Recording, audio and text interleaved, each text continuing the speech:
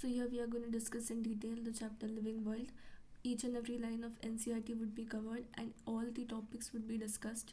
Also the important points which are going to be asked during the NEET exam for 2023 would be detailed and discussed in detail. So first of all, let's look at the introduction para. यहाँ पे basically they have given about a scientist, that is Ernest Mayr, the location and the time when he was born. These are not important, only the scientist. Also he was an evolutionary biologist, and the name given to him was the Darwin of the 20th century. This term is quite important because it could be asked in the MCQ format. Next is these all things, that is he was one of the scientists of the 100 who was quite great. Also about the institutes that he joined when he retired. Also the titles which were given to him, his career time duration, his research, all of these things in which he researched, these are not mostly important. Also he almost single-handedly made the origin of species diversity the central question. So these all things are not important, this is important. He pioneered the currently accepted definition of biological species, that is he gave the definition which is currently accepted of the term species. Okay, the three prizes that he won, first is Balzan Prize, International Prize for Biology, and Crawford Prize, and he died at the age of 100 in the year 2004. So this is not mostly important. Let us move forward. Looking at the introduction para, first of all they are saying that how wonderful is the living world. The wide range of living types is amazing. So basically here the habitats are given where living organisms are present. जैसे कि mountains हो सकते हैं, deciduous forest हो सकते हैं, oceans हो सकता है, या फिर fresh water lakes, deserts, hot springs, ये सारे अलग अलग जगहों के बारे में बताया जहाँ पे लिविंग ऑर्गेनिजम्स प्रेजेंट होते हैं. उसके बाद गैलोपिंग हॉर्सेस या फिर माइग्रेट करने वाले बर्ड्स. सो ये सारे नेचर में होने वाले अलग अलग फिनोमिनन इसके बारे में बताया. जैसे कि फूलों का जो वैली है, shark evokes deep sense of wonder. Okay, so nothing important. उसके बाद यहाँ पे देखो इकोलॉजिकल कॉन्फ्लिक्ट एंड कॉपरेशन. इसका मतलब जो नेचर में होने वाले कॉम्पिटिशन्स या फिर झगड़े कह सकते हैं, और कॉपरेशन मतलब एक दूसरे के साथ समझ के चलना, इसे कॉपरेशन कहते हैं. सो कॉन्फ्लिक्ट एंड कॉपरेशन जो होता है among the members of the population and among populations of a community, या फिर molecular traffic inside a cell, ये सब हमें ऐसे रिफ्लेक्ट करने पे लेके जाता है कि इंडीड व्हाट इज़ लाइफ. मतलब ये सारे जो होते हैं हमारे बॉडी के अंदर, अगर हम सेल देखें तो सेल में अलग अलग काम होते रहते हैं. तो इसे मॉलिक्यूलर ट्रैफिक ये टर्म दिया है क्योंकि सपोज़ हम कह सकते हैं गोल्जी बॉडी जो रहता है वो क्या करता है, बेसिकली एंडोप्लाज्मिक रेटिकुलम से सब्सटेंसेस लेके उसका पैकेजिंग करता है. तो क्या हो रहा है, यहाँ पे कुछ काम हो रहा है, तो इसे मॉलिक्यूलर ट्रैफिक, सेल के अंदर होने वाला मॉलिक्यूलर ट्रैफिक ऐसे कहा जा रहा है. और ये सब जब होता है तभी हमें ऐसा सवाल खड़ा हो जाता है कि लाइफ ये सच में है क्या. ओके, और ये क्वेश्चन के अंदर ही दो क्वेश्चंस छुपे हैं, ऐसे यहाँ पे बता रहे हैं. पहला क्वेश्चन जो है वो है कि what living is as opposed to non living. मतलब लिविंग और नॉन लिविंग के अंदर क्या अंतर होता है. और दूसरा जो सवाल है वो है कि हमारे जीने का मकसद क्या है, what is the purpose of life. So हम बेसिकली पहले जो सवाल है व्हाट लिविंग इज़, इसके बारे में ज़्यादा बात करेंगे क्योंकि जीवन का पर्पस या फिर जो ध्येय है वो बदलता रहता है, इंसानों के ऊपर रहता है वो. अभी हम देखेंगे कि बेसिकली व्हाट इज़ लिविंग. जब हम लिविंग ये टर्म को डिफ़ाइन करते हैं तो हम ये देखने की कोशिश करते हैं कि एक इंसान जो जी रहा है या फिर एक लिविंग ऑर्गेनिज्म जो जी रहा है, तो उसमें कौन कौन से फीचर्स या फिर कौन कौन से कैरेक्टर्स वो एग्जिबिट करता है या फिर दिखाता है. ओके, जैसे कि हम देखते हैं इंसानों में क्या होता है, ग्रोथ तो होता है, हम बढ़ते रहते हैं, रिप्रोडक्शन होता है, उसके बाद एबिलिटी टू सेंस एनवायरनमेंट, मतलब हमारे आसपास में होने वाली बदलावों को हम महसूस कर सकते हैं। उसके बाद माउंट अ सूटेबल रिस्पॉन्स, मतलब कुछ भी सिचुएशन के हिसाब से हम रिएक्ट करते हैं। जैसे कि अभी कल एग्ज़ाम हो तो हम इमीडिएटली एग्ज़ाम के लिए कैसे पढ़ने बैठते हैं, उसे है कहते हैं सिचुएशंस को रिस्पॉन्ड देना। ओके, ये सारे फीचर्स कैसे हैं, यूनिक है, ये केवल लिविंग ऑर्गेनिजम्स में दिखाई देते हैं। बाकी फीचर्स जैसे मेटाबॉलिज्म डाइजेशन जैसा प्रोसेस हमारे में दिखाई देता है, ये मेटाबॉलिक प्रोसेस है। एबिलिटी टू सेल्फ रेप्लिकेट, मतलब खुद को रेप्लिकेट करने का फिनोमिनन। उसके बाद सेल्फ ऑर्गेनाइज, खुद को ऑर्गेनाइज रखने का, मतलब अपना खुद का ध्यान खुद रखने की जो काबिलियत होता है वो लिविंग ऑर्गेनिजम्स के पास होता है। इसके बाद हम ये सारे चीज़ों को डिटेल में समझते हैं। पहले तो सारे लिविंग ऑर्गेनिजम्स ग्रो करते हैं, ये इंपॉर्टेंट है, यहाँ पे ऑल फीचर, इसका मतलब कोई एक्सेप्शन नहीं है। उसके बाद increase in mass and increase in number, इसे ट्विन कैरेक्टरिस्टिक्स ऑफ ग्रोथ कहते हैं। मास मतलब हमारा वज़न जब बढ़ता है, या फिर नंबर का मतलब जब हमारी संख्या बढ़ जाती है। ये दोनों जो है ये हमारा ग्रोथ जो है इसके लिए रिस्पॉन्सिबल होता है। अगर हम कहें कि हमारा वज़न आज 50 था, कल 60 हो रहा है, तो हम ग्रो कर रहे हैं। या फिर हमारी संख्या कैसी बढ़ सकती है, रिप्रोडक्शन, हमें पता है रिप्रोडक्शन से संख्या बढ़ती है, तो इसे भी हम ग्रोथ में कंसिडर करते हैं। इसके अलावा हम आगे देखें multicellular organism. Multicellular मतलब एक से ज़्यादा cell, one more than one cell, तो ऐसे लिखेंगे। अगर एक से ज़्यादा सेल एक ऑर्गेनिज्म में है या फिर एक ऑर्गेनिज्म में होता है तो फिर हम उसे मल्टी सेल्यूलर कहते हैं। अभी मल्टी सेल्यूलर ऑर्गेनिज्म कैसा ग्रो कर रहा है, सेल डिवीजन। सेल डिवीजन मतलब एक सेल से डिवाइड होके दो सेल बनना, इसे कहते हैं सेल डिवीजन। तो मल्टी सेल्यूलर ऑर्गेनिज्म में ये प्रोसेस दिखाई दिया जाता है, इसलिए हम इनका ग्रोथ सेल डिवीजन से होते हैं, ऐसे कहते हैं। इसके बाद ये एक इम्पॉर्टेंट पॉइंट है, जो प्लांट्स होते हैं, पौधे होते हैं, इनका ग्रोथ भी सेल डिवीजन से होता है, लेकिन इनका growth through out their life span, मतलब कंटिन्यूसली होता रहता है, ये कभी रुकता नहीं है। अगर हमारे गार्डन या फिर बगीचे में हमने एक पौधा रखा हो तो वो कभी भी अपना ग्रोथ बंद नहीं करता, वो ग्रोथ अपना चालू ही रखता है। एनिमल्स या फिर जानवर, इनका ग्रोथ केवल एक लिमिटेड पीरियड ऑफ टाइम होता है। हमने देखा होगा कि हम भी थोड़े समय के बाद मैमल्स, हम तो मैमल्स होते हैं, हम भी एनिमल्स के कैटेगरी में ही आते हैं, तो हमारा भी ग्रोथ थोड़े समय के बाद स्टॉप हो जाता है। क्यों, हम एनिमल्स के कैटेगरी में हैं, लेकिन प्लांट्स में कैसा है, कंटिन्यूस है, तो ये इंपॉर्टेंट पॉइंट है। इसके बाद सेल डिवीजन जो होता है वो कुछ टिश्यूज़ में होता है टू रिप्लेस लॉस्ट सेल। इसका मतलब क्या है, अगर हमें सपोज़ चोट लग जाती है तो फिर हम देखते हैं कि कुछ दिनों बाद वो चोट वापस से ठीक हो जाता है। उसका मतलब क्या, वो इंजर्ड जगह जो होता है वो रिकवर होता है, क्योंकि वहाँ पे सेल डिवाइड होते हैं और वो पार्ट वापस से फॉर्म करते हैं। तो इससे कहते हैं कि लॉस्ट सेल्स, जो सेल छूट चुके हैं किसी कारण से, उसे रिप्लेस कौन करता है, सेल डिवीजन का प्रोसेस। अभी यूनिसेल्यूलर ऑर्गेनिज्म मतलब, यूनी मतलब क्या, वन।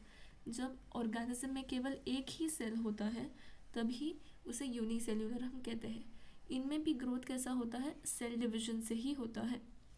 अभी आप पे आगे बताया है कि एक इंसान आसानी से ये देख सकता है कि इन विट्रो कल्चर मतलब लैब में या फिर आउटसाइड, जब हम देखते हैं आउटसाइड लेबोरेटरी में, अगर हम एक कल्चर रखते हैं by simply counting the number of sales under the microscope, मतलब सपोज हम लैब में ये देखने की कोशिश कर रहे हैं माइक्रोस्कोप से, ओके, अगर हम माइक्रोस्कोप से देखने की कोशिश कर रहे हैं तो हमें क्या पता चल रहा है कि कुछ, अगर सपोज 2 सेल्स थे, अभी दूसरे दिन जाके देखे तो 4 सेल्स बन गए। इसका मतलब क्या, कि सेल्स जो है खुद इंक्रीज कैसे हो जाते हैं, by the process of cell division.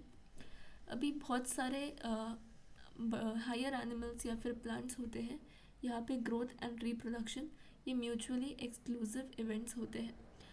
Exclusive मतलब एक दूसरे में रिलेट नहीं होते हैं। अगर एक इंसान ग्रो हो रहा है तो हम नहीं कहते कि वो रिप्रोड्यूस कर रहा है। अगर हमारा हाइट बढ़ रहा है तो हम ये नहीं कहेंगे कि हमने रिप्रोड्यूस किया है।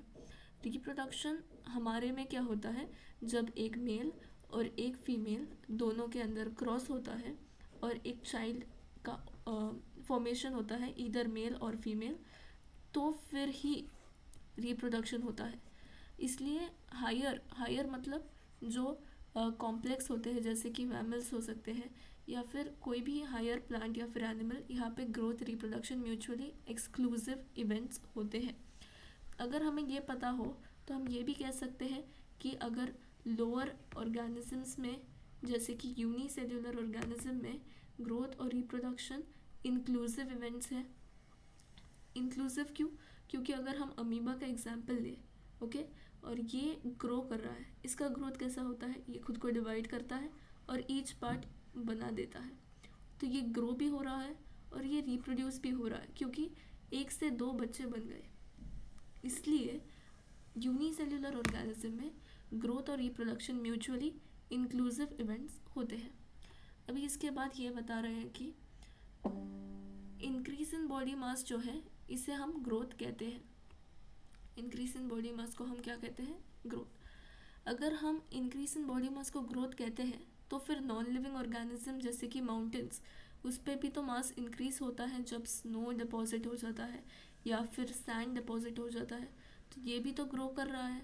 ये तो नॉन लिविंग है और नॉन लिविंग होने के बावजूद भी ये ग्रो हो रहा है। तो इसलिए हम कहते हैं कि ग्रोथ जो है ये नॉन लिविंग ऑर्गेनिजम्स भी दिखाते हैं। Non living objects also grow if we take increase in body mass as a criteria for growth, जैसे mountains, boulders and sand molds do grow. अभी ये जो ग्रोथ होता है ये नॉन लिविंग ऑब्जेक्ट्स दिखाते हैं, और ये कैसा दिखाते हैं? By accumulation of material on the surface. मतलब माउंटेन्स के सरफेस पे कुछ जमा हो रहा है, इसलिए तो ग्रोथ हो रहा है। लेकिन लिविंग ऑर्गेनिजम्स में ग्रोथ अंदर से होता है, मतलब हमारा बॉडी वेट इंक्रीज हो रहा है, लेकिन उसके साथ हमारा अंदर जो पार्ट्स होते हैं वो भी तो इंक्रीज होते रहते हैं। जैसे कि हमारा लिवर साइज में इंक्रीज होगा, स्टमक साइज में इंक्रीज होगा, ऐसा तो नहीं है वो स्टॉप हो जाते हैं ग्रोथ में। इसलिए कहा जा रहा है कि लिविंग ऑर्गेनिज्म में ग्रोथ कैसा है? From inside. इसलिए ग्रोथ जो है ये can not be taken as a defining property of living organism. एक प्रॉपर्टी लिविंग ऑर्गेनिज्म में तभी डिफाइनिंग होता है अगर वो नॉन लिविंग ऑर्गेनिज्म एग्जिबिट नहीं कर पाएगा। लेकिन यहाँ पे ग्रोथ नॉन लिविंग ऑर्गेनिज्म दिखा रहा है, इसलिए ग्रोथ डिफाइनिंग नहीं है, ग्रोथ डिफाइनिंग नहीं है। लेकिन ये एक कैरेक्टरिस्टिक फीचर ज़रूर होता है। इसलिए यहाँ पे कह रहे हैं कि growth is not defining but it is a characteristic of living system. और यहाँ पे एक और पॉइंट दिया है, dead organism does not grow, तो ये हमें पता है। अभी ये लोग रिप्रोडक्शन की बात कर रहे हैं। रिप्रोडक्शन जो है ये भी कैरेक्टरिस्टिक है, ग्रोथ भी कैरेक्टरिस्टिक था, रिप्रोडक्शन भी कैरेक्टरिस्टिक है, लेकिन डिफाइनिंग है या नहीं ये देखते हैं। अभी मल्टी सेल्यूलर ऑर्गेनिज्म जो होते हैं इनमें रिप्रोडक्शन मतलब क्या? प्रोडक्शन ऑफ प्रोजेनी, मतलब ऐसे बच्चे पैदा करना जिनमें मोर और लेस सिमिलर, मतलब एग्जैक्टली पेरेंट्स जैसे नहीं दिखते लेकिन थोड़ा बहुत तो दिखते हैं, इसे हम सेक्सुअल रिप्रोडक्शन कहते हैं।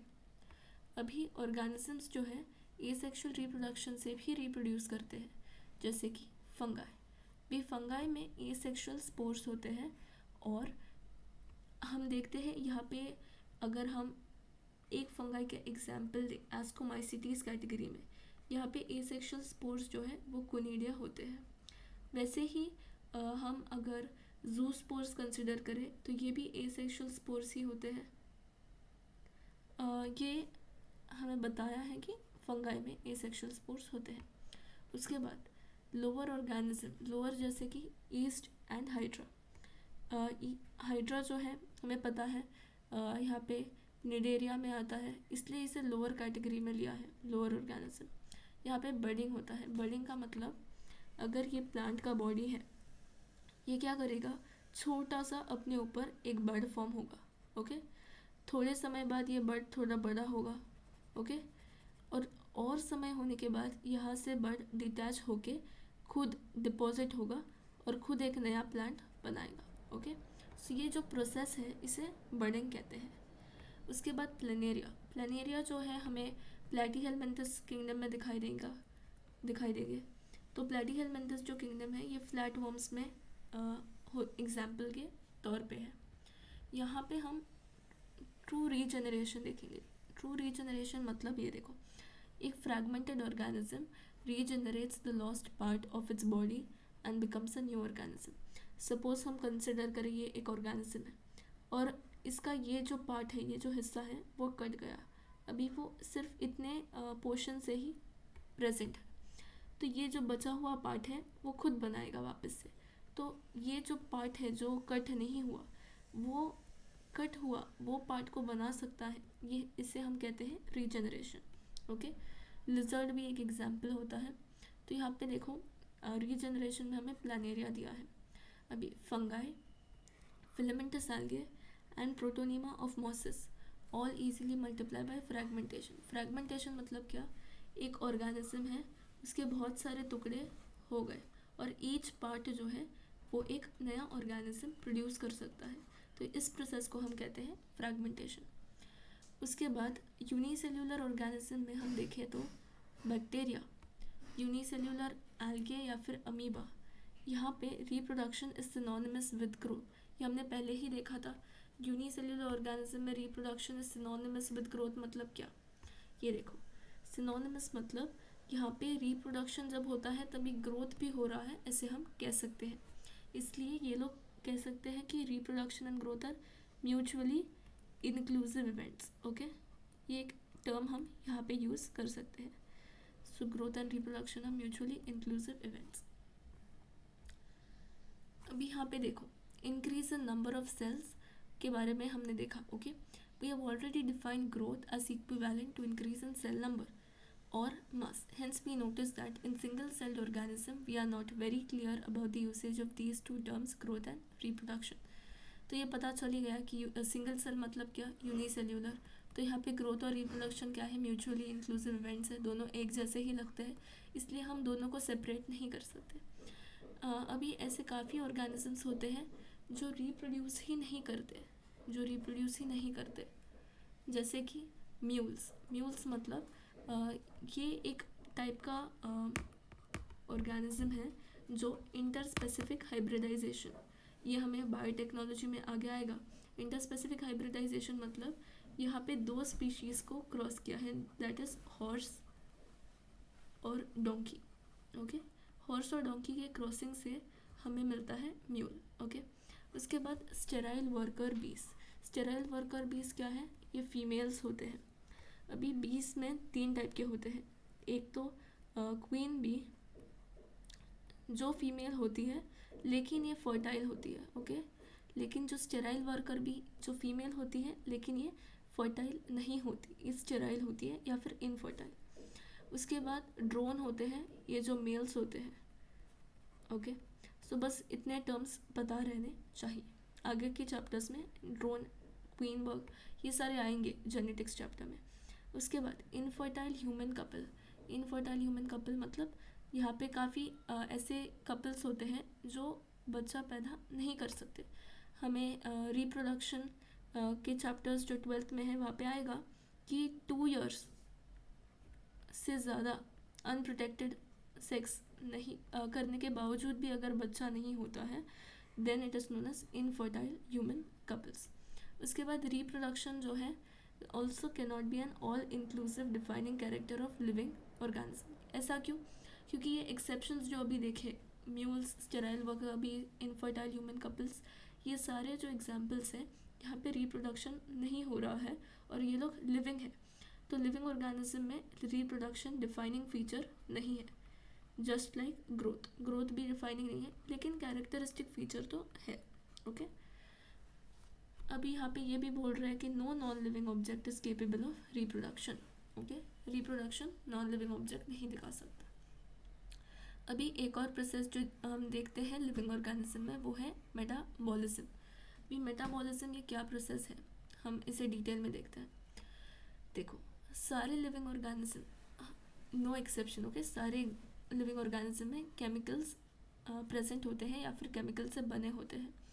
केमिकल्स कैसे हो सकते हैं, छोटा या फिर बड़ा हो सकते हैं, या फिर अलग अलग क्लासेस के हो सकते हैं, साइज़ के हो सकते हैं, अलग अलग फंक्शंस हो सकता है। हम एग्जाम्पल डाइजेशन चैप्टर से लेंगे। हमें पता है ये है पेप्सिन।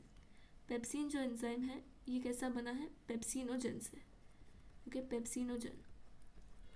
और पेप्सिनोजन से पेप्सिन बनने का प्रोसेस हमें देखा है कि enterokinase enzyme, okay, complete the spelling. Pepsinogen से पेप्सिन बनने का प्रोसेस है with the help of enterokinase, जो एक इंटेस्टिनल जूस प्रेजेंट है। पेप्सिन जो है ये प्रोटीन का डाइजेशन करता है, ओके, या फिर हम कह सकते हैं प्रोटीन को डाइजेस्ट करके कन्वर्ट करता है to peptones and proteoses, okay.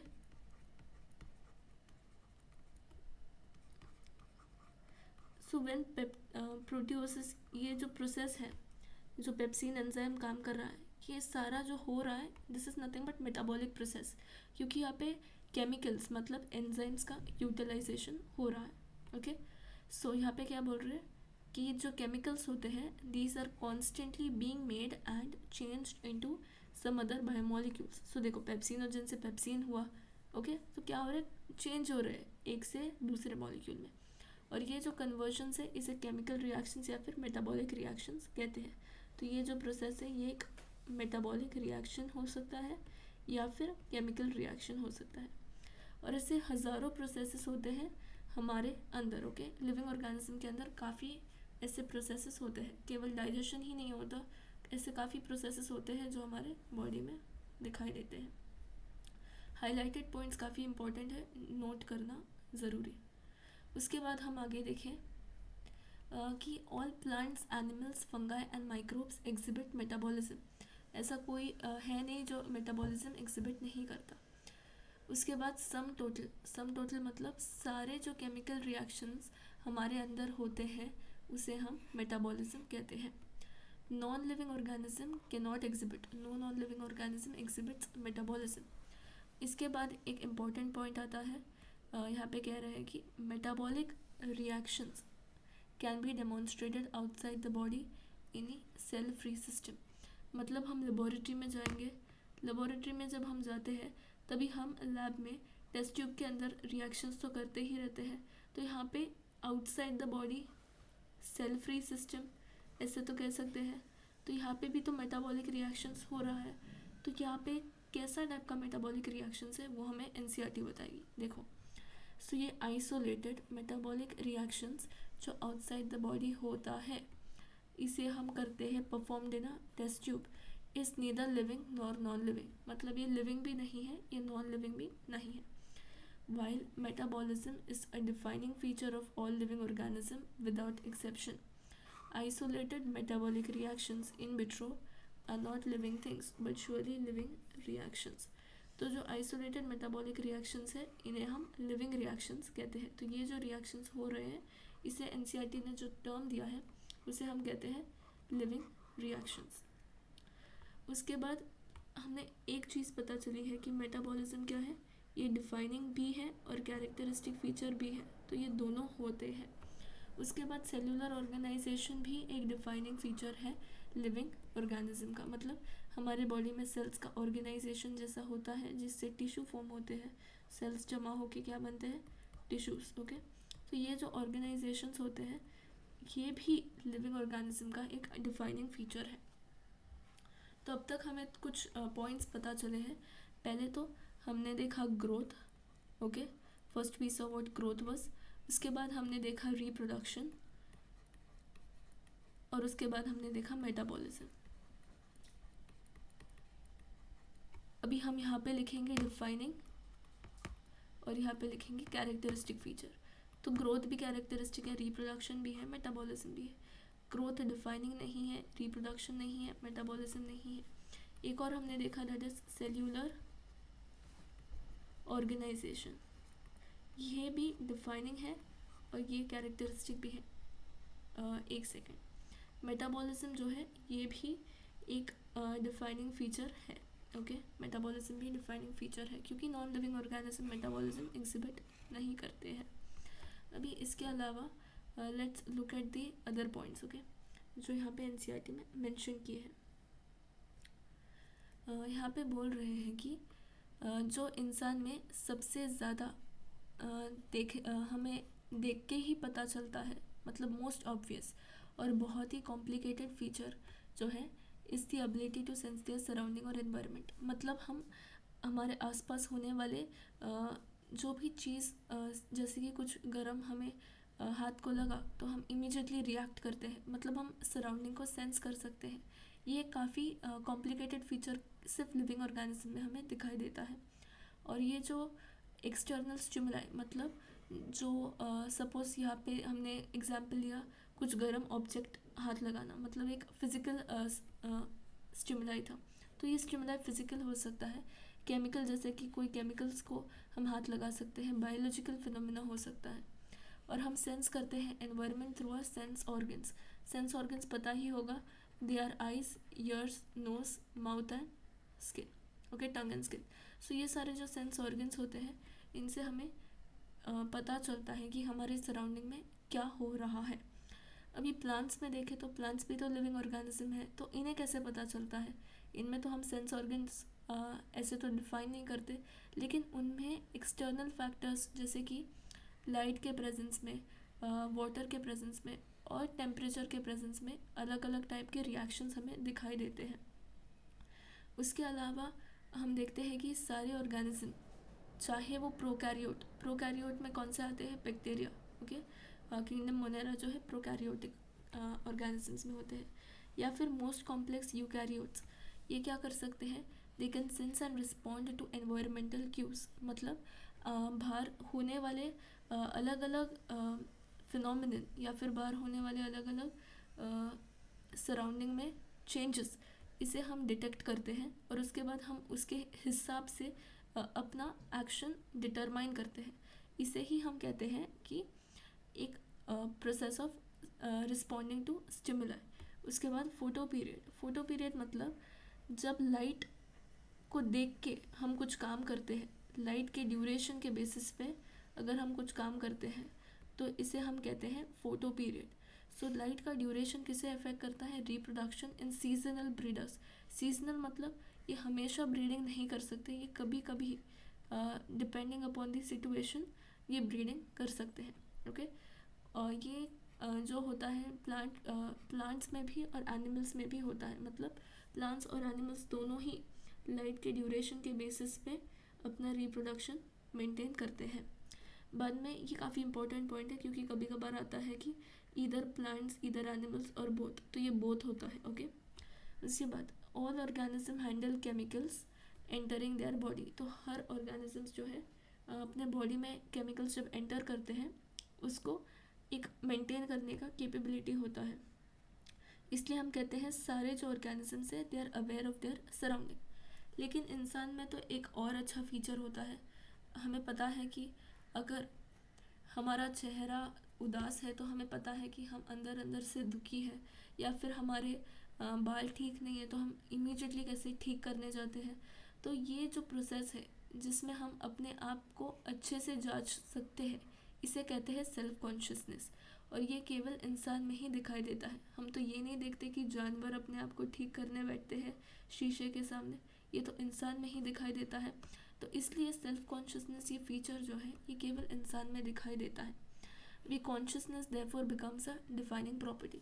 तो हमारे जो लिस्ट में हम कॉन्शियसनेस को भी ऐड कर लेते हैं, क्योंकि कॉन्शियसनेस डिफाइनिंग भी होता है और कैरेक्टरिस्टिक फीचर भी होता है। तो यहाँ पे कॉन्शियसनेस ये डिफाइनिंग भी है और कैरेक्टरिस्टिक भी है। तो अब तक हमने 5 ऐसे फीचर्स लिविंग ऑर्गेनिज्म में देख लिए होंगे। अभी इसके अलावा एक और पॉइंट यहाँ पे मेंशन किया है, सेल्फ कॉन्शियसनेस की तो बात की थी, लेकिन जो इंसान कोमा में है हॉस्पिटल में, तो हम उसे कहते हैं वो ब्रेन डेड है, मतलब उसका सेल्फ कॉन्शियसनेस ये फीचर काम ही नहीं करता है, ओके। तो ये एक इम्पॉर्टेंट पॉइंट बन जाता है जहाँ पे क्वेश्चन पूछा जा सकता है। अभी एक थोड़ा सा कॉम्प्लिकेटेड स्टेटमेंट लेकिन एक इम्पॉर्टेंट स्टेटमेंट जो है ये है, all living phenomena are due to underlying interactions, okay. अभी हम एक पहले एग्जांपल देखते हैं। अगर हम कहते हैं कि टिश्यूज़ फॉर्म हो रहे हैं, तो टिश्यूज़ फॉर्म होने के लिए सेल्स इकट्ठा होना काफ़ी इम्पॉर्टेंट होता है। तो सपोज़ ये 5 सेल्स जो हैं ये मिलके एक ही काम करते हैं तो ही तो टिश्यू बनता है। मतलब ये सेल प्रेजेंट है इसलिए टिश्यू नहीं बनते हैं, ये सेल्स अपना काम एक ही कर रहे हैं, जैसे कि सारे सेल्स प्रोसेस कर रहे हैं डाइजेशन का, तो ही तो टिश्यूज़ एक्सेप्ट करेंगे। ऐसे तो नहीं है कि ये ऐसे ही बैठे रहेंगे और टिश्यू फॉर्म हो जाएंगे, नहीं, उन्हें एक ही तरह का काम करना पड़ेगा तभी ही टिश्यू फॉर्म होगा। तो यहाँ पे वही कह रहे हैं कि सारे जो लिविंग फिनोमिनन होते हैं are due to underlying interactions. Interactions मतलब कुछ काम होने की वजह से ही एक प्रोसेस होता है। देखो, properties of tissues are not present in the constituent cells but arise as a result of the interactions among the constituent cells. Interactions मतलब एक दूसरे के साथ जब मिलके काम करते हैं तभी ही टिश्यू का फॉर्मेशन होता है। वैसे ही सेल्यूलर ऑर्गेनेलीज जो है they are not present in the molecular constituents of the organelle but arise as a result of the interaction among the molecular components which are comprising the organelle. तो वैसे ही sales के अंदर जो various organelles है जैसे mitochondria, Golgi bodies, उसके बाद ribosomes, ये सारे जो है मिलके कुछ काम कर रहे हैं इसलिए तो ये सेल बन चुका है। ओके, इसके बाद इंटरैक्शंस, ये जो इंटरैक्शंस है ये क्या दिखा रहे हैं, result in an emergent property at a higher level of organisation. So छोटे लेवल पे जब ये मिलके काम करते हैं तो एक बड़े लेवल पे काम हो जाता है क्योंकि ये मिलके एक ही काम कर रहे हैं। तो यही कह रहे हैं ये interactions result in emergent. Emergent मतलब कुछ एक बड़ा काम at a higher level. Okay, this phenomenon is true in the hierarchy of organisational complexity at all levels. इसलिए हम ये कह सकते हैं कि लिविंग ऑर्गेनिजम्स क्या है, सेल्फ रेप्लिकेटिंग। सेल्फ रेप्लिकेटिंग मतलब रिप्रोडक्शन प्रोसेस तो पता ही है, खुद का रेप्लिका बनाना। उसके बाद इवॉल्विंग मतलब समय के साथ हम बदलते जाते हैं। देखा ही होगा अपने परिवार में, अगर दादी जी हो, उसके बाद अपनी माँ हो और आप खुद को देखो तो कैसा इवोल्यूशन हो रहा है। सेल्फ रेगुलेटिंग मतलब हम खुद को रेगुलेट कर सकते हैं। ओके, खुद का समय से काम करते हैं, ऐसा तो नहीं है हम ऐसे ही पड़े रहते हैं। इंटरैक्टिव मतलब एक दूसरे से बातचीत करना, एक दूसरे से मिलके काम करना, तो इसे ही हम लिविंग ऑर्गेनिज्म के कैटेगरी में इंक्लूड करते हैं। And responding to external stimuli मतलब आसपास में होने वाले बदलावों के साथ हम रिएक्ट बराबर से करना। ओके, इसके बाद biology is the story of life on earth. Okay, biology is the story of evolution of living organism on earth.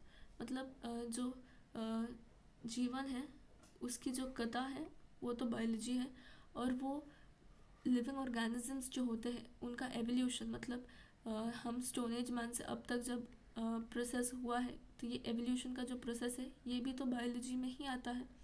उसके बाद सारे जो लिविंग ऑर्गेनिजम्स होते हैं, यदि अभी प्रेजेंट हो या फिर पास्ट या फिर फ्यूचर हो, ये सारे एक दूसरे से लिंक्ड होते हैं। और ये कैसे लिंक्ड होते हैं, by sharing of common genetic material but to varying degree. Genetic material common है लेकिन जेनेटिक मटेरियल में काफ़ी बदलाव होने की वजह से हम देखते हैं स्टोन एज मैन से इंसान बनने का, दैट इज़ डिफरेंस जो है। ओके, तो यही है, एक ही जेनेटिक मटेरियल है, कॉमन टाइप है, लेकिन काफ़ी डिफरेंसेस दिखाई देते हैं। इसके अलावा नेक्स्ट हम देखते हैं डाइवर्सिटी के बारे में। अगर हम आसपास देखते हैं तो हमें काफ़ी ज़्यादा लिविंग ऑर्गेनिजम्स का वेरिएशन दिखाई देता है, या फिर प्लांट्स हो, इंसेक्ट्स हो, बर्ड्स हो, पेट्स हो, ये सारे में वेरिएशंस दिखाई देते हैं। हमारे आसपास इतने सारे ऑर्गेनिजम्स होते हैं जो हम अपने नेकेड आई से दिखाई नहीं देते हैं, लेकिन अगर हम एरिया इंक्रीज़ करें जिसमें हम ऑब्जर्वेशंस कर रहे हैं तो हमें और भी ज़्यादा वेरिएशंस दिखाई देंगे जो ऑर्गेनिजम्स हमारे आसपास प्रेजेंट है।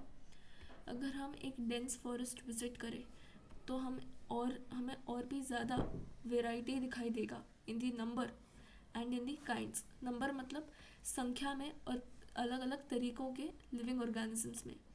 अब यहाँ पे ये बता रहे हैं कि अलग अलग किस्म के प्लांट्स, एनिमल्स, ऑर्गेनिजम्स जो हम देखते हैं वो सब एक स्पीशी को रिप्रेजेंट करते हैं। अभी स्पीशी को रिप्रेजेंट करते हैं, इसके बारे में हम डिटेल में आगे देखेंगे। ओके, अभी बायोडाइवर्सिटी ये टर्म जो है इसका डेफिनेशन काफ़ी इम्पोर्टेंट है, और ये नंबर 1.7 to 1.8 मिलियन काफ़ी इम्पोर्टेंट है, काफ़ी बार बिलियन हो जाता है, तो इसलिए मिलियन ये टर्म याद रखना। ओके, या फिर हम ऐसे भी याद सकते हैं 1.7 इंटू 10⁶। ओके, उसके बाद नंबर ऑफ़ स्पीशीज़ जो है इसका रेंज दिया है, उसके बाद इसे हम बायोडाइवर्सिटी कहते हैं, या फिर बायोडाइवर्सिटी को ये भी कह सकते हैं कि number and types of organisms present on earth. Okay, उसके बाद यहाँ पे कह रहे हैं कि हमें ये याद रखना चाहिए कि जैसे ही हम नए जगह को एक्सप्लोर करते हैं और पुराने जगहों को भी एक्सप्लोर करते हैं, तभी हमें नए नए किस्म के ऑर्गेनिजम्स मिलते ही रहते हैं, ये कभी बंद नहीं होता। ओके, इसके बाद ये कह रहे हैं कि millions of plants and animals होते हैं, और उसके बाद प्लांट्स एंड एनिमल्स हमारे खुद के अलग अलग जगहों पे अलग अलग नामों से बुलाया जाता है, और ये लोकल नेम्स ऐसे कहते हैं। तो ये पैराग्राफ बेसिकली यही कह रहा है कि लोकल नेम्स कभी देते हैं जब हम एक पर्टिकुलर जगह पे हो। सपोज़ हिंदी में हम सपोज़ एक जानवर को एक नाम दे, इंग्लिश में एक नाम, तो वैसे ही अलग अलग लैंग्वेज बैरियर के वजह से हम कम्युनिकेट अच्छे से नहीं कर पाएंगे कि ये एग्जैक्टली अगर हम टाइगर कहें तो इसका नाम एग्जैक्टली पूरे दुनिया में क्या हो। तो ऐसे स्टैंडर्डाइज मतलब एक पर्टिकुलर नाम देने के लिए लिविंग ऑर्गेनिज्म के लिए हमने सेम नेम देने के लिए ऑल ओवर द वर्ल्ड हमने कौन सा प्रोसेस किया, नॉमेनक्लेचर या फिर नेमिंग तभी ही पॉसिबल है जब हम एक ऑर्गेनिज्म को करेक्टली डिस्क्राइब करें या फिर उसके सारे फीचर्स जानें।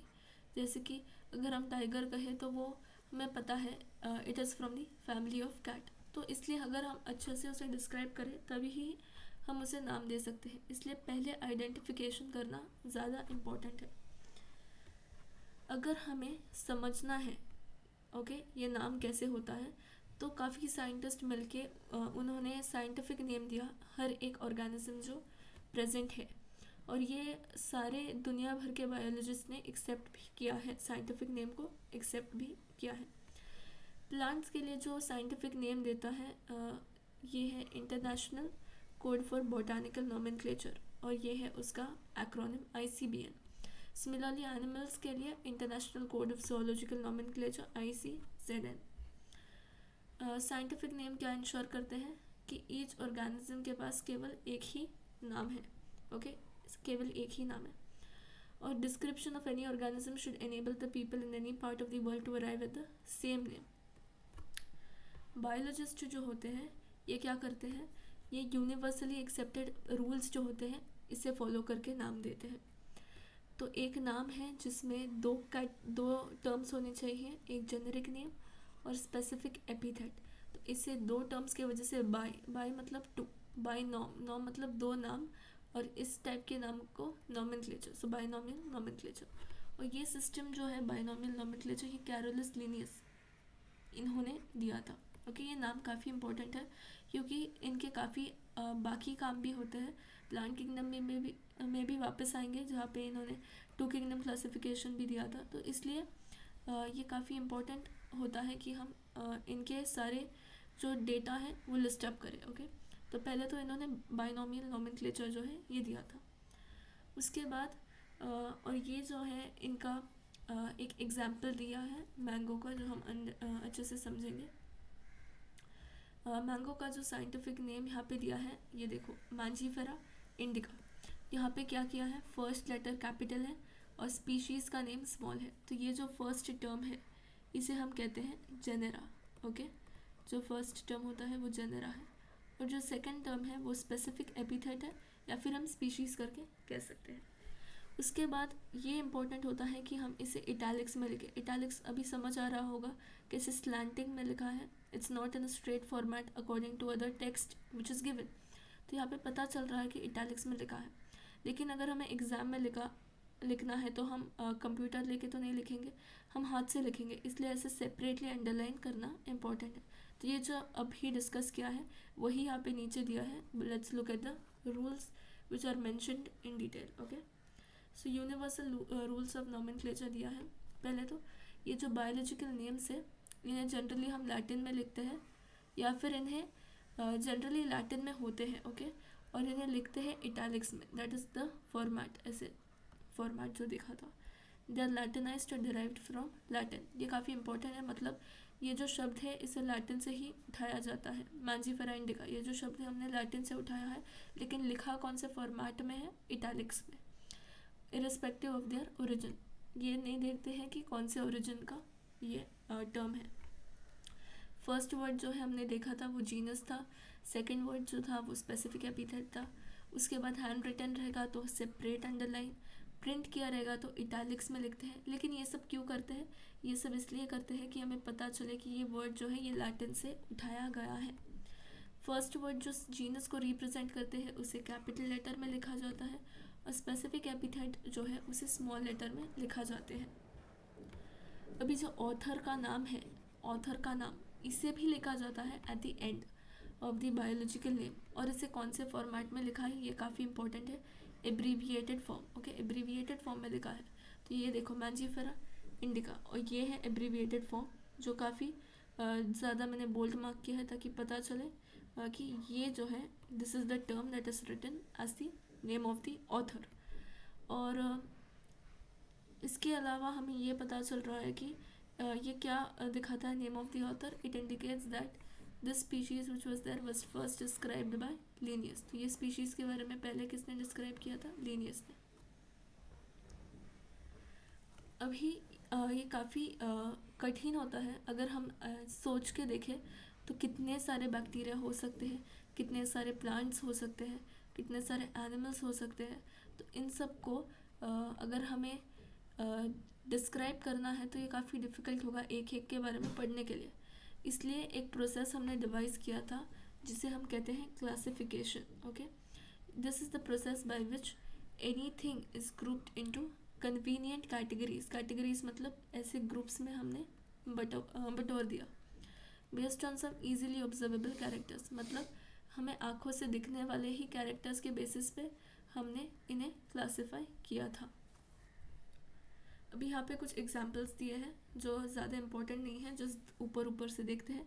देखो for example we easily recognise, देखो अगर हम प्लांट्स कहें तो हमें पता चलता है कि प्लांट्स मतलब क्या है, एनिमल्स कहें तो पता चलता है जानवर, ये पौधे, या फिर अगर डॉग्स हुआ, कैट्स हुआ, या फिर इंसेक्ट्स भी हो सकते हैं, तो उनके टर्म से ही हमें पता चलता है उसके अंदर काफ़ी ज़्यादा एनिमल्स जो है डॉग्स हो सकते हैं, अलग अलग टाइप्स के, जैसे अलग अलग ब्रीड्स के हो सकते हैं।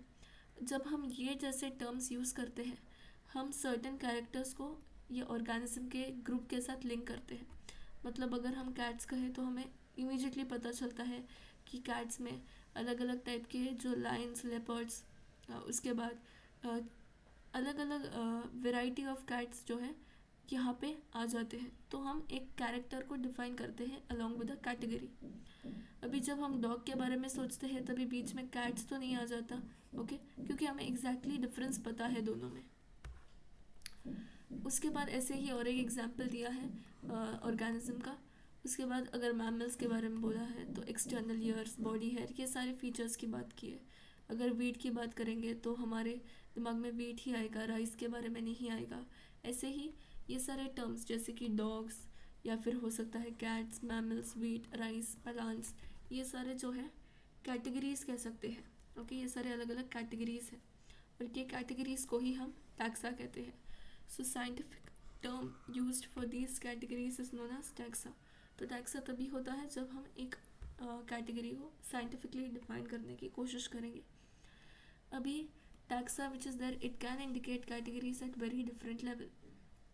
इसका मतलब प्लांट्स भी एक टैक्सा हो सकता है, वीट भी हो सकता है, एनिमल्स हो सकते हैं, मैमल्स हो सकता है, डॉग हो सकता है। लेकिन हम ऐसे कह सकते हैं एनिमल्स, मैमल्स और डॉग ये है टैक्सा एट डिफरेंट लेवल। ऐसा क्यों कहा गया है? अभी ये देखो, बेसिकली हमें पता है कि स्पीशीज़, किंगडम, फाइलम, ये सब होता है सीक्वेंस। तो इसके बारे में हम जब डिटेल में पढ़ेंगे तभी ये पता चलेगा क्यों they are at taxa at different level, okay. तो थोड़ा रुकना पड़ेगा। अभी यहाँ पे देखो, based on characteristics all living organisms can be classified into different taxa. और ये प्रोसेस को हम क्लासिफिकेशन का टैक्सोनॉमी कहते हैं। सो एक बार हम देखते हैं कि how different organisms are classified. अभी ये देखो, basically this is the method through which I remembered. याद रखने की मेथड है स्पीशीज़, उसके बाद जीनस, फैमिली, फिर आता है ऑर्डर, क्लास, फाइलम, डिवीजन और किंगडम। ये जो स्पीशीज़ से किंगडम का जो हमने ट्रेंड देखा है, इससे हमें ये पता चलता है कि basically as we go higher, okay, kingdom कितने हैं हमें पता है, आगे आएगा, ओनली 5 किंगडम्स आर देयर। अभी डिवीजन जो है ये टर्म हम बेसिकली प्लांट्स के लिए यूज़ करते हैं, और फाइलम जो है ये टर्म बेसिकली हम एनिमल्स के लिए यूज़ करते हैं। ओके, ऐसे ही याद रखना कि पी फॉर फाइलम है तो ये प्लांट्स के साथ नहीं मैच होगा, यहाँ पे ऑपोजिट हो रहा है एनिमल्स के साथ। और जैसे ही हम स्पीशीज़ की तरफ जाते हैं तो काफ़ी स्पीशीज़ होते हैं, स्पीशीज़ ज़्यादा नंबर में होते हैं, लेकिन किंगडम के पास जाए तो number of steps of classification केवल 5 में ही डिवाइड हुआ। 5 भी पता होगा, Monera, protista, fungi, Plantae, animalia. तो ये जो सीक्वेंस ऑफ क्लासिफिकेशन है, इसके बारे में हमें डिटेल में आगे बताया है in the process of taxonomy. उसके बाद let's look at this paragraph. So ये जो प्रोसेस और इकोलॉजिकल इंफॉर्मेशन ऑर्गेनिज्म का है, ये काफ़ी इंपॉर्टेंट है on the basis of modern taxonomic studies. तो इसके पहले क्या बताया था, ओके, यहाँ पे एक इम्पॉर्टेंट पॉइंट्स आ जाता है, एक्सटर्नल एंड इंटरनल स्ट्रक्चर, मतलब बाहर से और अंदर से दिखने वाले अलग अलग स्ट्रक्चर्स जो हो सकते हैं। या फिर सेकेंड पॉइंट है along with the structure of cell, या फिर सेल का स्ट्रक्चर हो सकता है। तीसरा पॉइंट है डेवलपमेंट प्रोसेस। ओके, तीसरा पॉइंट जो है वो किसके बारे में कहा है, डेवलपमेंट प्रोसेस। और चौथा पॉइंट जो है वो है इकोलॉजिकल इंफॉर्मेशन, जो ऑर्गेनिज्म का होता है वो काफ़ी इंपॉर्टेंट होता है और मॉडर्न टैक्सोनॉमिक स्टडीज़ का बेस फॉर्म होता है। तो मॉडर्न टैक्सोनॉमिक स्टडीज़ के बेस के लिए कौन से 4 पॉइंट्स जो हमने मार्क किए हैं वो ही हो सकते हैं। अभी उसके बाद ये बोला है कि characterisation, identification, classification, nomenclature. Characterisation समझा, मतलब हम कैरेक्टर्स के बेसिस में डिवाइड कर रहे हैं। आइडेंटिफिकेशन मतलब हम एक ऑर्गेनिज्म को देख के पहचान रहे हैं कि ये कौन सा टाइप ऑर्गेनिज्म है, इधर कैट है या फिर डॉग है।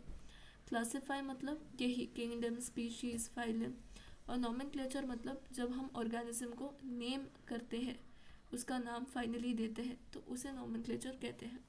तो ये सारे जो प्रोसेसेस है ये टैक्सोनॉमी के अंदर ही आते हैं। हमने जस्ट देखा था कि जब हम कैरेक्टरिस्टिक्स ऑल ऑर्गेनिजम्स को क्लासिफाई करते हैं तो डिफरेंट टैक्सा, और ये प्रोसेस को हम टैक्सोनॉमी कहते हैं। और उसके बाद मॉडर्न टैक्सोनॉमी के हमने टाइप्स देखे, बेसिस देखे, और उसके बाद टैक्सोनॉमी के ही जो 4 इम्पॉर्टेंट पॉइंट्स हैं वापस से 1, 2, 3, 4 इसके बारे में पढ़ा। अभी ये बोल रहे हैं कि टैक्सोनॉमी कुछ नई बात नहीं है, क्योंकि इंसान जो है ये हमेशा कुछ नया जानने में काफ़ी उत्सुक रहा है। इसलिए अर्ली डेज जो पहले के ज़माने का समय था, वहाँ पे इंसान क्या कर रहा था, वो तो अपने बेसिक नीड्स जैसे कि खाना या फिर क्लोथिंग, पहनने के लिए कपड़ा, या फिर रहने के लिए मकान, इन तीनों के लिए ही वो हमेशा सोर्सेस या फिर अलग अलग तरीके के सामान ढूंढ रहा था। तो ये इसलिए अर्ली पहले के ज़माने के जो क्लासिफिकेशंस थे ये किस पे बेस्ड थे, ये बेस्ड थे यूजेस ऑफ ऑर्गेनिज्म। ये एक इम्पॉर्टेंट पॉइंट है जो एमसीक्यू में आ सकता है कि early classification were based on what, तो यूजेस। ओके, यूजेस, ऑर्गेनिज्म को हम कैसे यूज़ कर सकते हैं उसके बेसिस पे डिवाइड किया था। अभी यहाँ पे बोल रहे हैं कि ह्यूमन बींग्स जो है ये केवल अलग अलग तरीक़ों के ऑर्गेनिजम्स में ही इंटरेस्टेड नहीं थे, बल्कि एक दूसरे के भीतर जो रिलेशनशिप्स है उसमें भी इंटरेस्टेड थे। जैसे कि हम ये कहते हैं कि पहले जो थे बैक्टीरिया आए थे, उसके बाद ही हम कहते हैं कि प्रोटिस्टेंट्स आए थे, प्रोटिस्ट। ओके, उसके बाद हम कहते हैं फंगल। तो ये जो मेथड जिससे हमने क्लासिफाई किया है वो इवोल्यूशनरी बेसिस से किया है, मतलब सबसे पुराने कौन है तो सबसे नए, that is an evolutionary basis.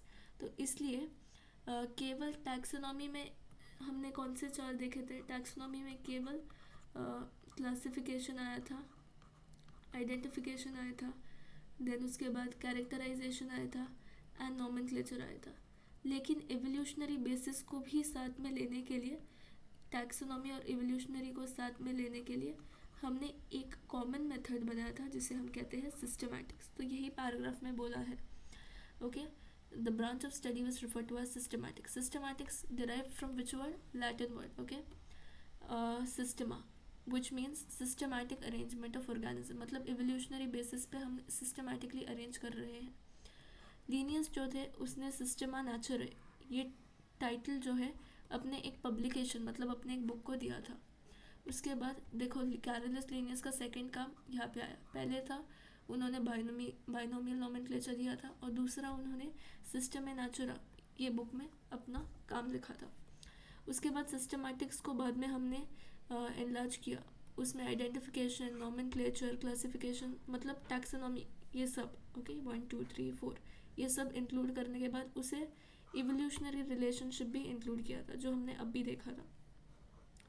Basically systematics is nothing but taxonomy plus evolutionary relationships, उसके अलावा कुछ नहीं है। आगे हम देखेंगे टैक्सोनॉमिक कैटेगरीज के बारे में। उसके पहले लेट्स सी दिस चार्ट जिसमें अच्छे से मैंने जो पैराग्राफ में दिया है उसे लिखा है। तो first comes species, genus, family, order, class, phylum, kingdom. तो जैसे हम स्पीशीज़ से जीनस तक चले जाते हैं वैसे कॉमन कैरेक्टर्स जो है वो डिक्रीज होते जाते हैं। ऐसे जब हम जाते हैं तभी क्या कहते हैं, कॉमन कैरेक्टर्स डिक्रीज हो जाते हैं, डिक्रीजेस मतलब स्पीशीज़ में सबसे ज़्यादा कॉमन कैरेक्टर्स है और किंगडम में सबसे कम, least common characters, CC, okay, and here most common characters. So ये NCERT में बाद में आएगा इसलिए यहाँ पे ही मार्क कर दिया है। अभी स्पीशीज़ जो है पैंथेरा के 3 है, लियो, टिग्रिस एंड पार्डस। लियो नाम से पता चल रहा होगा लायन, टिग्रिस मतलब टाइगर एंड पार्डस मतलब लेपर्ड। तो इसे थोड़ा सा हम जूम करके देखते हैं।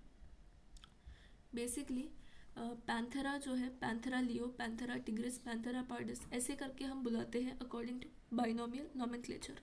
मतलब पैंथेरा क्या फॉर्म हो रहा है, इट्स फॉर्मिंग द जीनस। अभी वैसे ही फेलिस करके एक जीनस होता है, फेलिस मतलब ये कैट्स को इंक्लूड कर रहा है, ओके, कैट्स को। और पैंथेरा जो है लियो, टिग्रिस एंड पार्डस मतलब leopard, okay.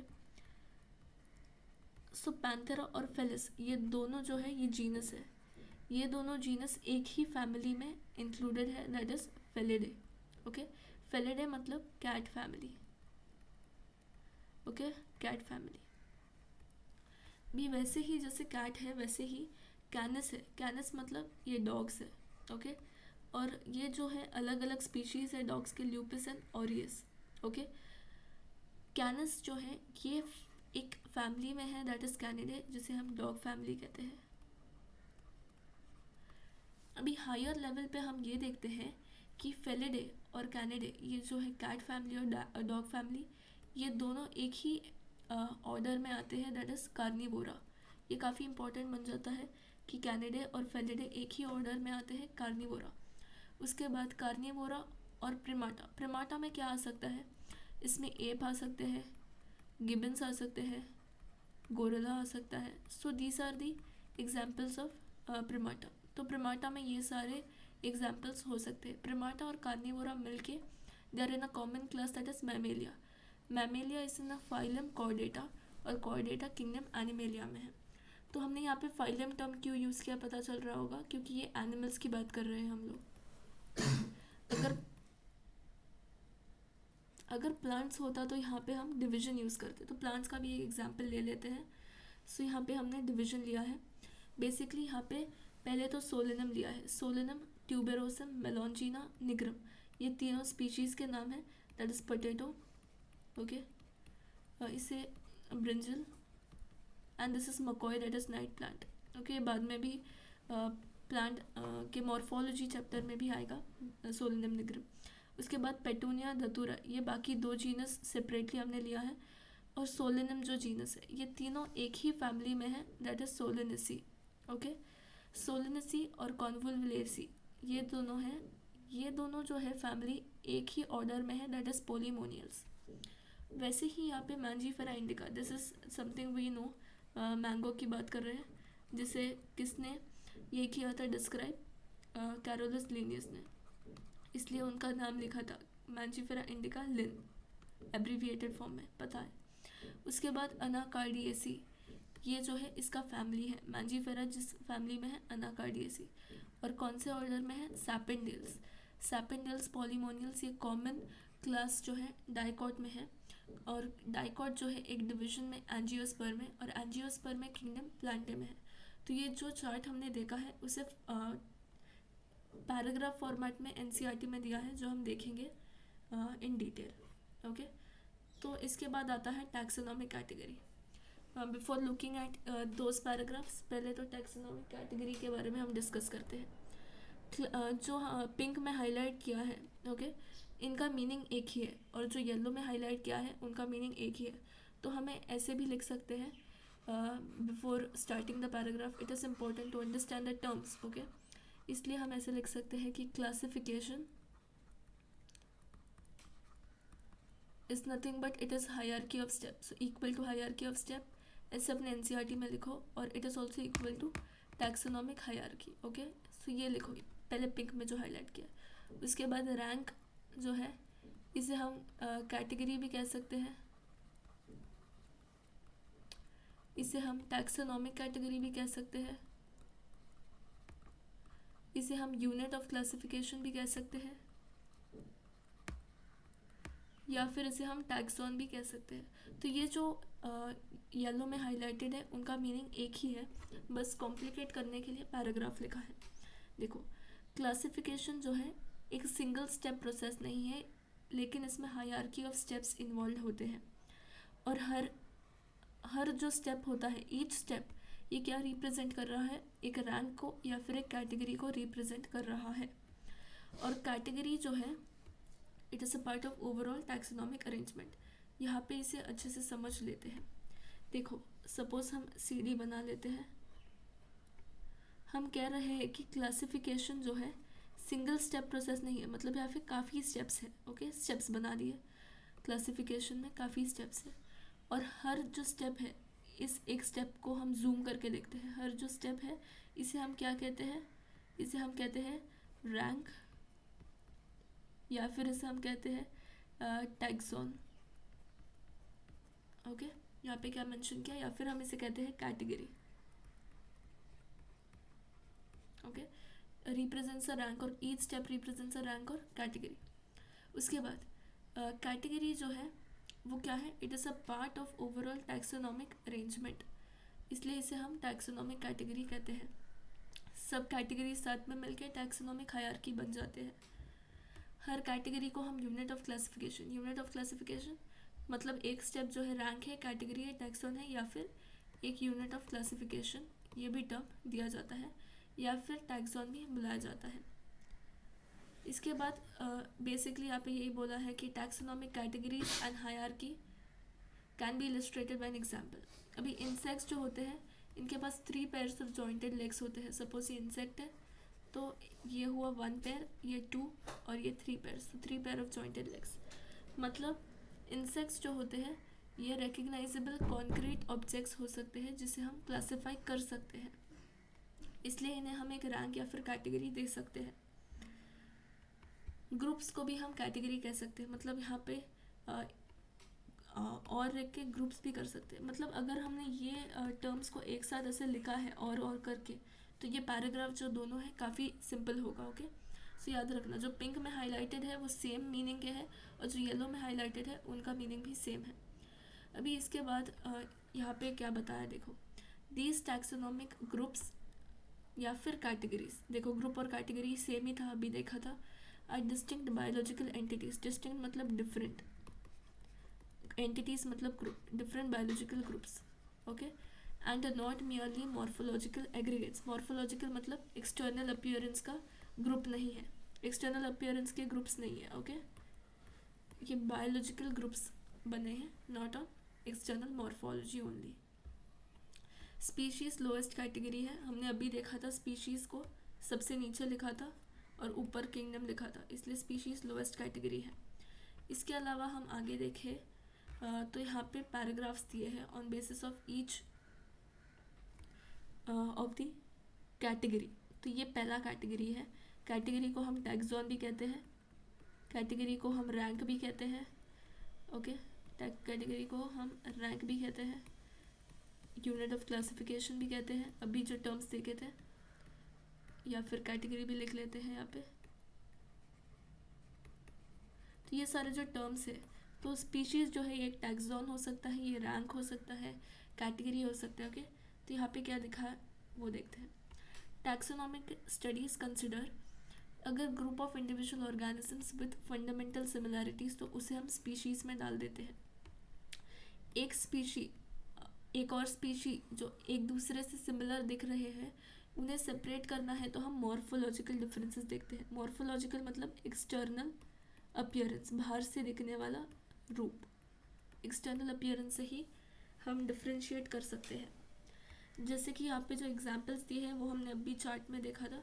Mangifera indica, okay, Solanum tuberosum potato, Panthera leo, ये सारे जो लियो, ट्यूबेरोसिम, इंडिका, ये सारे स्पीशीज़ होते हैं। ओके, यही बताया है यहाँ पे ये पार्ट में।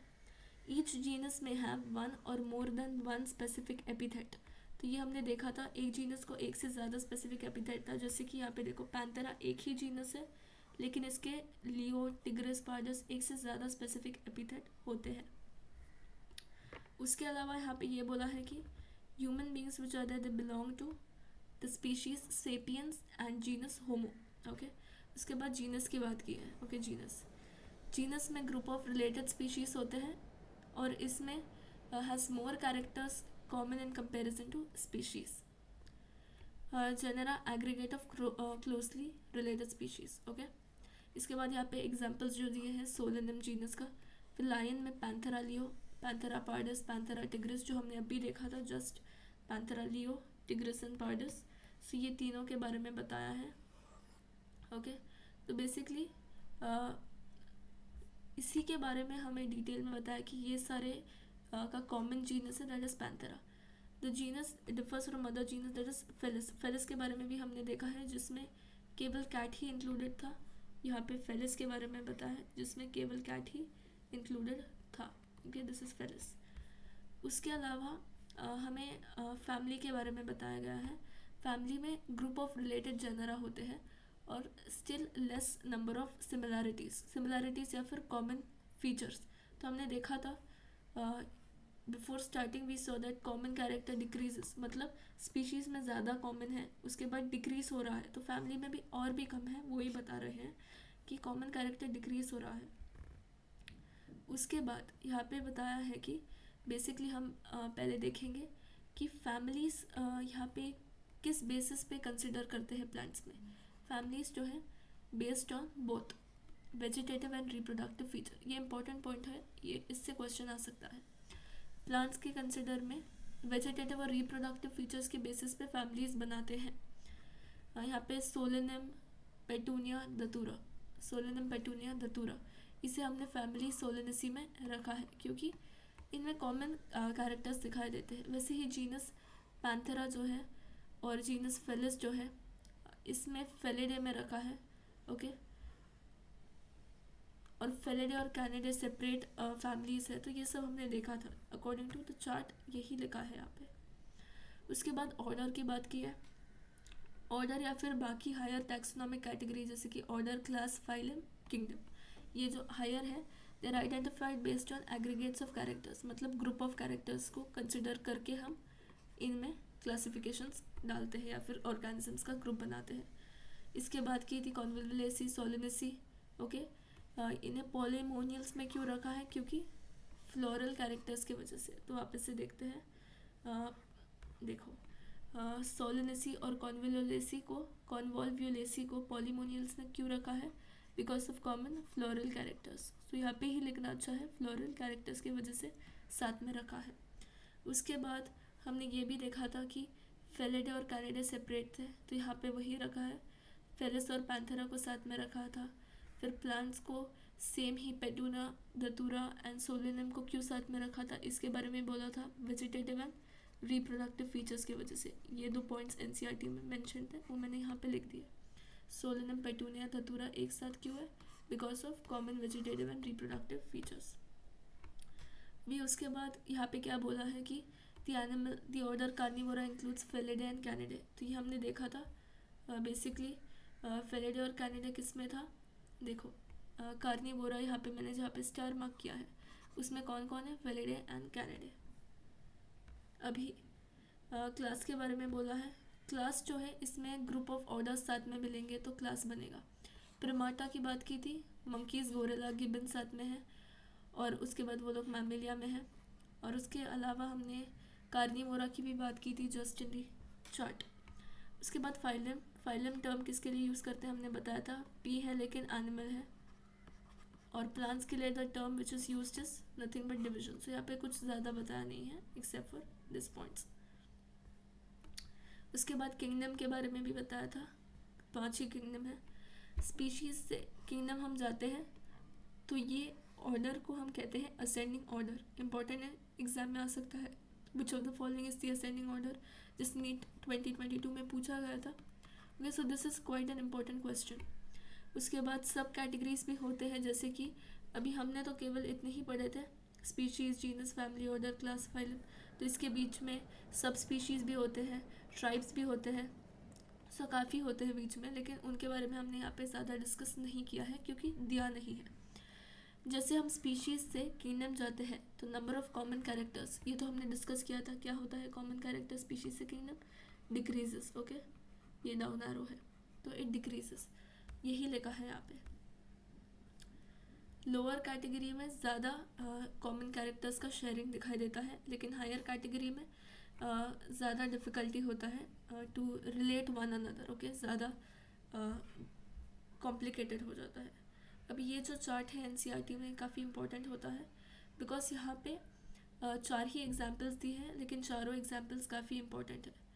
देखो, मैन जो है होमोसेपियंस पता है, ये जीनस होगा तो ये स्पीशीज़ होगा। होमो पता है तो इजीली हम इसका फैमिली डिटरमाइन करेंगे, Hominidae. Okay, just Hominidae. Order सिर्फ याद रखना है प्रिमाटा। मैमेलिया पता ही होगा क्योंकि ह्यूमंस मैमल में है। और कॉर्डेटा, ये तो इजीली फाइलम कॉर्डेटा पता है। वैसे ही हाउस फ्लाई का 2 टर्म्स है, ये जीनस है, यही नाम से डिराइव्ड है तो ये याद रखना डिफ़िकल्ट नहीं होगा। डिप्टेरा याद रखना है बस। अब ये इंसेक्ट है तो याद रखना ज़्यादा डिफ़िकल्ट नहीं है कि क्लास इंसेक्टा। इसका जो फाइलम है वो आर्थ्रोपोडा है।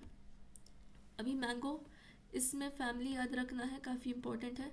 ऑर्डर याद रखना है। इसके बाद की डाइकॉट है और इसका जो फाइलम है। वीट का भी याद रखना है, ट्रिटिकम एस्टिवम।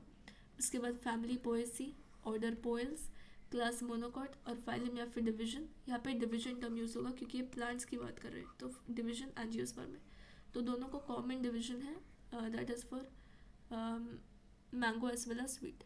अब ये जो है टैक्सोनॉमिकल एड्स, एड्स मतलब क्या, जो हमें हेल्प कर रहा है। Okay, someone which is helping. Taxonomical studies of various species of plants, animals या फिर कोई अदर ऑर्गेनिज्म का, ये काफ़ी यूज़फुल होता है। किसमें, एग्रीकल्चर में यूज़ होता है, फॉरेस्ट में यूज़ होता है, इंडस्ट्रीज़ में यूज़ होता है और बायोलॉजिकल रिसोर्सेज और डाइवर्सिटी में। अब ये जो टैक्सोनॉमी का स्टडीज़ है ये क्यों यूज़ होता है, ये हमें यूज़ होता है for classification and for identification. ये 2 इम्पॉर्टेंट टर्म्स है, हमें पूछा जा सकता है कि why is taxonomic studies useful? So it is useful for classification and identification of organism. अभी identification मतलब क्या, identification requires intensive laboratory and field studies, okay, collection of actual plants and animal specimens and is prime source of taxonomic studies. So taxonomic studies का prime source क्या है कि हम actual में जाके plant और animals का specimen collect करें, ये है actual prime source of taxonomical studies. तो यही बता रहे हैं कि स्पेसिमेंस कलेक्ट करना इम्पॉर्टेंट होता है। जो इन्फॉर्मेशन हमें मिलता है हम उसके बारे में इन्फॉर्मेशन देख लेते हैं, उसके बाद हम उसका स्पेसिमेन भी लेते हैं, मतलब ये जो स्पेसिमेन है, तो इन दोनों को हम स्टोर कैसे करें इसके बारे में हम आगे पढ़ेंगे। Okay, the procedures and techniques used to store and preserve information as well as specimens, ये हम आगे देखने वाले हैं। तो पहला जो प्रोसीजर है वो है herbarium. What is herbarium? Herbarium नाम से पता चल रहा है हर्ब्स मतलब प्लांट से रिलेटेड है, एनिमल्स तो यहाँ पे नहीं है। तो ये एक स्टोर हाउस है जहाँ पे प्लांट के स्पेसिमेंस मतलब हम प्लांट को लेंगे। ओके, सपोज ये प्लांट है, ये जो है एक शीट, हर्बेरियम का शीट होता है जिसका डायमेंशंस मतलब लेंथ और ब्रेथ सब मेंशन्ड होता है। यहाँ पे एक लेबल होता है। ओके, ये जो लेबल है यहाँ पे प्लेस, डेट, फैमिली होता है और 4 नाम होते हैं। ओके, ये जो 4 नाम है इसके बारे में हम आगे देखेंगे। ओके, ये प्लेस है, सो ऐसे याद रख सकते हैं, PDF, प्लेस, डेट, फैमिली। ये देखो यहाँ पे क्या है, ड्राइड प्लांट के स्पेसिमेंस को पहले सुखाते हैं, फिर उसे प्रेस करते हैं, दबा के रखते हैं और उसे प्रिजर्व करते हैं शीट्स में। तो ये शीट के फॉर्म में रखा है और ये जो शीट्स है उसे अरेंज करते हैं वहाँ पे universally accepted system of classification के बेसिस पे अरेंज करते हैं। उनका डिस्क्रिप्शन हम शीट्स पे ही लिख लेते हैं और इसलिए यहाँ पे स्टोर हाउस या फिर रिपोजिटरी के तरह से रहता है for future use. Herbarium sheet में लेबल होता है जिसके बारे में हमने बात किया था, जहाँ पे प्लेस, डेट और फैमिली होता है और 4 नाम होते हैं। पहले तो English, local, botanical and collector. So ये 4 नाम होते हैं, याद रखना है। ये इंपॉर्टेंट पॉइंट है, herbarium serves as a quick referral system, मतलब तुरंत से हम प्लांट्स के बारे में जानना चाहते हैं तो हर्बेरिया के पास ही चले जाते हैं क्योंकि यहाँ पे ऑलरेडी प्रिजर्व्ड है और काफ़ी इन्फॉर्मेशन ऑलरेडी लेबल पे लिखा हुआ होता है। उसके बाद बोटानिकल गार्डन, बोटानिकल वापस से पता चल रहा है यहाँ पे प्लांट्स की बात कर रहे हैं, लेकिन ये जो है ये लिविंग प्लांट्स का कलेक्शन होता है और एक्स सीटू कंजर्वेशन होता है, मतलब हम प्लांट्स को उठा के अपने सपोज फील्ड में जाके लगा लेते हैं और उसका जो है सराउंडिंग काफ़ी सिमिलर रखते हैं। इस पे भी लेबल होता है प्लांट्स पे। हम सपोज देखते हैं काफ़ी प्लांट्स होते हैं जहाँ पे एक पोस्टर लगा रहता है जिसमें उसका बोटानिकल या फिर साइंटिफिक नेम लिखा रहता है और उसकी फैमिली लिखी रहती है। मेनली स्कूल्स में भी देखते हैं ऐसे जो प्लांट्स लगाए रहते हैं उस पर एक लेबल रखा हुआ रहता है और वहाँ पे लेबल पे almost everything about that plant's botanical name and its family is written. Examples important है, क्यों इंग्लैंड में है इंडियन बोटानिकल गार्डन जो है हावड़ा में है और नेशनल बोटानिकल रिसर्च इंस्टीट्यूट जो है लखनऊ में है। उसके बाद म्यूजियम्स की बात की है। म्यूजियम्स में क्या है, प्रिजर्व प्लांट और एनिमल स्पेसिमेन। म्यूजियम में प्लांट भी है एनिमल भी है, तो ये याद रखना है। पहले दो जो देखे थे उसमें सिर्फ प्लांट्स थे, यहाँ पे प्लांट्स और एनिमल्स दोनों होते हैं और प्लांट्स और एनिमल्स के स्पेसिमेंस को हम सुखा के भी रख सकते हैं। इंसेक्ट्स को हम पहले पकड़ते हैं, उसके बाद उसे किल करते हैं, उसके बाद उसे पिन करते हैं। ये सीक्वेंस याद रखना है, काफ़ी बार पूछा जाता है। Larger animals and birds are usually stuffed and preserved. Museum में स्केलेटन्स भी होते हैं एनिमल्स के। अभी जूलॉजिकल पार्क्स, जूलॉजिकल पार्क्स में हमने जूस देखे तो होंगे। जूस में क्या करते हैं, एनिमल्स को पिंजरे में रखते हैं। ओके, वैसे ही where wild animals are kept, ये एनिमल्स की ही जगह है, प्लांट्स नहीं होते, इसलिए जूलॉजिकल पार्क। इसके बाद जो है ये भी एक एक्स-सीटू कंजर्वेशन मेथड है क्योंकि हम उसे उसके ही फॉरेस्ट में नहीं रख रहे, फॉरेस्ट से निकाल के हमारे सराउंडिंग में, दैट इज़ जूस। और हम क्या कर रहे हैं, हम उसे ऐसा सराउंडिंग दे रहे हैं जो उसके ओरिजिनल सराउंडिंग से मैच होता हो। ओके, सो यहाँ पे जो डायग्राम्स दिए हैं उससे पता चल रहा होगा। उसके बाद की भी एक टैक्सोनॉमिकल एड मतलब देखा था हमने, एक हेल्प या फिर एक यूज़। ओके, और ये किसके लिए यूज़ होता है, for identification of both plants और एनिमल्स। प्लांट्स और एनिमल्स दोनों के लिए है, याद रखना है। और ये बेस किस पे बेस्ड है, सिमिलैरिटीज एंड डिफरेंसेस। ओके, उसके बाद keys which are there based on contrasting characters generally present in pair called couplet. मतलब सपोज एक एनिमल होगा और उसमें हम कह सकते हैं कि उसके पास सपोज बॉडी हेयर है या फिर नहीं है, so it could be present और एब्सेंट। ओके, तो ये जो है कॉन्ट्रास्टिंग है, मतलब बॉडी हेयर प्रेजेंट भी हो सकता है, एब्सेंट भी हो सकता है, इसलिए जो बॉडी हेयर है वो कपलेट के फॉर्म में प्रेजेंट है।